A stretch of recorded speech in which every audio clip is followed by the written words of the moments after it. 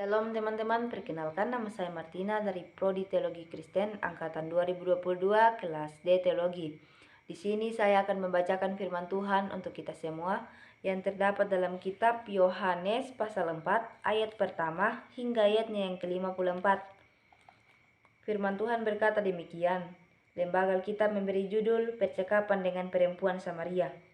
Ketika Tuhan Yesus mengetahui bahwa orang-orang Farisi telah mendengar bahwa ia memperoleh dan membaptis murid lebih banyak daripada Yohanes, meskipun Yesus sendiri tidak membaptis melainkan murid-muridnya. Ia pun meninggalkan Yudea dan kembali lagi ke Galilea. Ia harus melintasi daerah Samaria.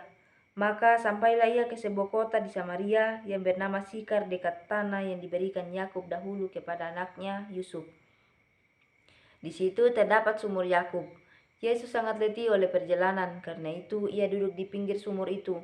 Hari kira-kira pukul 12. Maka datanglah seorang perempuan Samaria hendak menimba air. Kata Yesus kepadanya, "Berilah aku minum," sebab murid-muridnya telah pergi ke kota membeli makanan. Maka kata perempuan Samaria itu kepadanya, "Masakan engkau seorang Yahudi minta minum kepadaku, seorang Samaria?"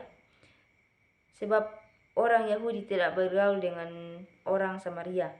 Jawab Yesus kepadanya, "Jikalau engkau tahu tentang karunia Allah dan siapakah dia yang berkata kepadamu, 'Berilah aku minum,' niscaya engkau telah meminta kepadanya dan ia telah memberikan kepadamu air hidup." Kata perempuan itu kepadanya, "Tuhan, engkau tidak punya timba dan sumur ini amat dalam. Dari manakah engkau memperoleh air hidup itu? Adakah engkau lebih besar daripada bapa kami Yakub, yang memberikan sumur ini kepada kami dan yang telah minum sendiri dari dalamnya, ia serta anak-anaknya dan ternaknya?" Jawab Yesus kepadanya, "Barang siapa minum air ini, ia akan haus lagi. Tetapi barang siapa minum air yang akan kuberikan kepadanya, ia tidak akan haus untuk selama-lamanya.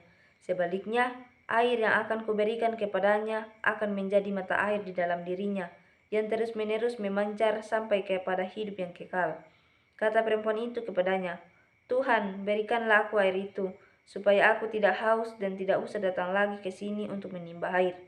Kata Yesus kepadanya, "Pergilah, panggillah suamimu dan datang ke sini."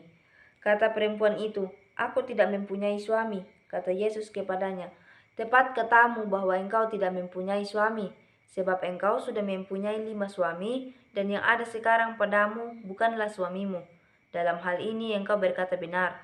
Kata perempuan itu kepadanya, "Tuhan, nyata sekarang padaku bahwa engkau seorang nabi. Nenek moyang kami menyembah di atas gunung ini, tetapi kamu katakan bahwa Yerusalemlah tempat orang menyembah." Kata Yesus kepadanya, "Percayalah kepadaku, hai perempuan, saatnya akan tiba bahwa kamu akan menyembah Bapa bukan di gunung ini dan bukan juga di Yerusalem. Kamu menyembah apa yang tidak kamu kenal, kami menyembah apa yang kami kenal, sebab keselamatan dari bangsa Yahudi.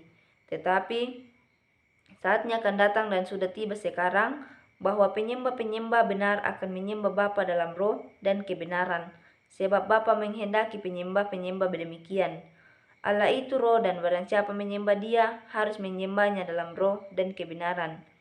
Jawab perempuan itu kepadanya, "Aku tahu bahwa Mesias akan datang yang disebut juga Kristus. Apabila ia datang, ia akan memberitakan segala sesuatu kepada kami."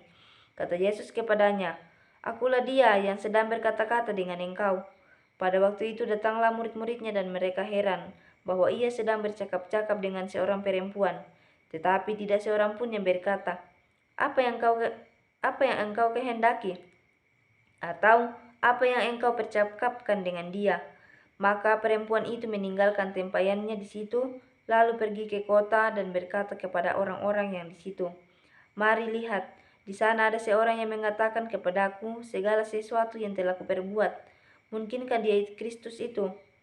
Maka mereka pun pergi keluar kota lalu datang kepada Yesus. Sementara itu murid-muridnya mengajak dia katanya, "Rabi, makanlah." Akan tetapi ia berkata kepada mereka, "Padaku ada makanan yang tidak kamu kenal." Maka murid-murid itu berkata seorang kepada yang lain, "Adakah orang yang telah membawa sesuatu kepadanya untuk dimakan?" Kata Yesus kepada mereka, "Makananku ialah melakukan kehendak Dia yang mengutus aku dan menyelesaikan pekerjaannya." Bukankah kamu mengatakan, 4 bulan lagi tibalah musim menuai? Tetapi aku berkata kepadamu, lihatlah sekelilingmu dan pandanglah ladang-ladang yang sudah menguning dan matang untuk dituai. Sekarang juga penuai telah menerima upahnya, dan ia mengumpulkan buah untuk hidup yang kekal, sehingga penabur dan penuai sama-sama bersukacita. Sebab dalam hal ini benarlah peribahasa yang seorang menabur dan yang lain menuai. Aku mengutus kamu untuk menuai apa yang tidak kamu usahakan. Orang-orang lain berusaha dan kamu datang memetik hasil usaha mereka. Dan banyak orang Samaria dari kota itu telah menjadi percaya kepadanya karena perkataan perempuan itu yang bersaksi. Ia mengatakan kepadaku segala sesuatu yang telah kau perbuat. Ketika orang-orang Samaria itu sampai kepada Yesus, mereka meminta kepadanya supaya ia tinggal pada mereka, dan ia pun tinggal di situ 2 hari lamanya. Dan lebih banyak lagi orang yang menjadi percaya kepada perkataannya. Dan mereka berkata kepada perempuan itu, kami percaya, tetapi bukan lagi karena apa yang kau katakan, sebab kami sendiri telah mendengar dia dan kami tahu bahwa dialah benar-benar juru selamat dunia.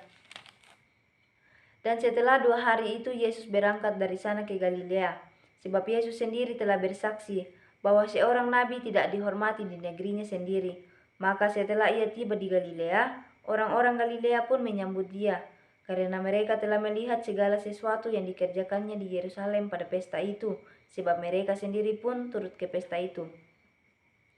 Maka Yesus kembali lagi ke Kana di Galilea, di mana ia membuat air menjadi anggur, dan di Kapernaum ada seorang pegawai istana anaknya sedang sakit. Ketika ia mendengar bahwa Yesus telah datang dari Yudea ke Galilea, pergilah ia kepadanya lalu meminta supaya ia datang dan menyembuhkan anaknya, sebab anaknya itu hampir mati.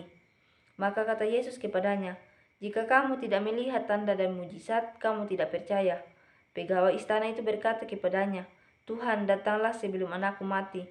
Kata Yesus kepadanya, pergilah, anakmu hidup. Orang itu percaya akan perkataan yang dikatakan Yesus kepadanya lalu pergi. Ketika ia masih di tengah jalan, hamba-hambanya telah datang kepadanya dengan kabar bahwa anaknya hidup. Ia bertanya kepada mereka pukul berapa anak itu mulai sembuh. Jawab mereka, kemarin siang pukul 1 demamnya hilang. Maka teringatlah ayah itu bahwa pada saat itulah Yesus berkata kepadanya, anakmu hidup. Lalu ia pun percaya, ia dan seluruh keluarganya. Dan itulah tanda kedua yang dibuat Yesus ketika ia pulang dari Yudea ke Galilea. Terpujilah Kristus, amin. Sekian dari saya, shalom, Tuhan Yesus memberkati.